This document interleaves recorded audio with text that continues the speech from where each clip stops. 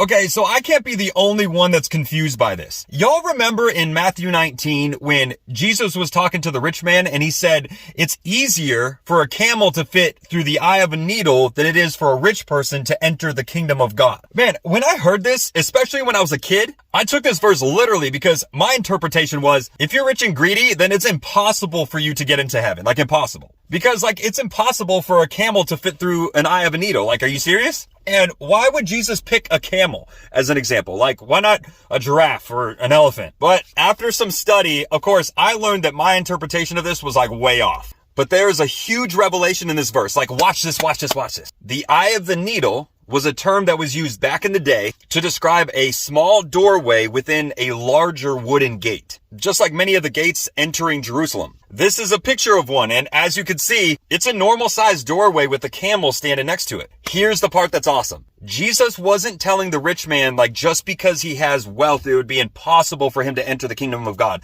No. For a camel to fit through this doorway or the eye of a needle, the man would have to separate himself as well as to take off the baggage that was on the camel. In essence, the man needed to separate himself from his attachment to money. Jesus was saying, in effect, young man, you need to disentangle yourself from your love of wealth in order to get into the kingdom. You cannot serve both God and money. Notice that all the man would have to do in order to get through the eye of the needle would be to dismount the camel, take off his belongings, and then enter in. And here's another awesome revelation. Are you ready? It wasn't impossible for the camel to fit through the eye of the needle. But in order to do so, it would have to duck down or possibly kneel to get through. Here's my point.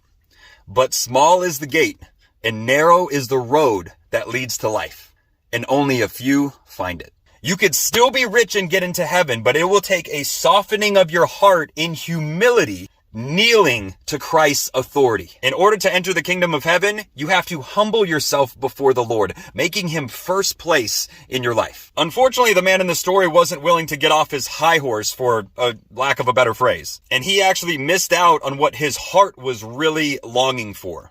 We know that money itself isn't bad, but the love of money is.